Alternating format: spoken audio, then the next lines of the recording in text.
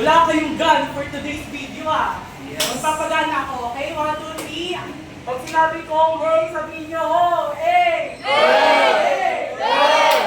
Hey! Okay, so let's move on to the problem 3.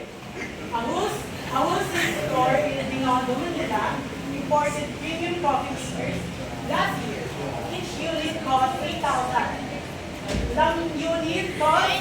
8,000! Ulit? 8,000! Okay, due to inflation, the supplier increased the cost by 12%. Ilan? 12%! This year, to maintain profitability, the owner applied a 35% markup. Ilan? 35%! Okay, on the new cost price. After the discount, the store changed 12% VAT on the discounted selling price. Ilan? 12%!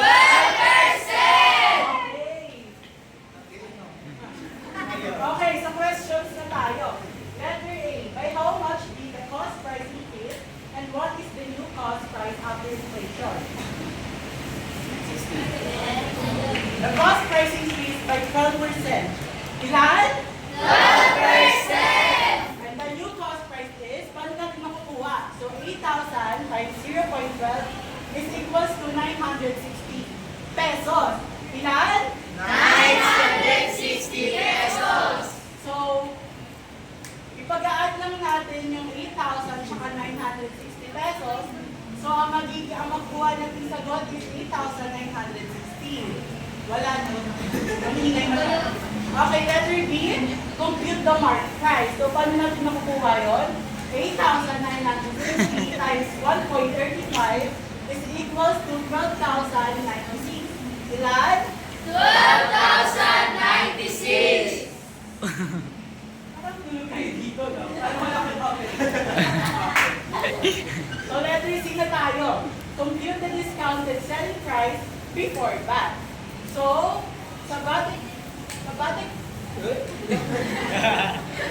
exclusive, 12,096 times quantity 1 minus 0.20 is equals to 9,676.8. So, sa letter D na tayo, compute the VAT amount and the VAT inclusive selling price paid by customer. So, sa VAT amount, para makuha natin siya, 9,676.8 times 0.12.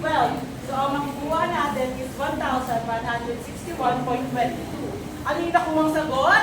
1,161.22! Tama ba kayo? Baka mali-mali, eme-eme na naman. So, VAT inclusive na tayo. So, paano natin makukuha to? 9,676.8 plus, so nakuha natin VAT amount, which is 1,161.22 is equals to 10,838.02. So, last letter, based on the discounted selling price before VAT, determine whether the store earned a profit or incurred loss. Compute profit or loss rate. So, ang nakuha ko is 9,676.8 minus the original price, which is the 8,960, is equal to 716.8. So, i-divide natin yung nakuha natin. So, 616.8 divided by 8,960 times 100. So, ang nakuha natin is 8% profit. So, ayun, the store earned a profit rate with 8%.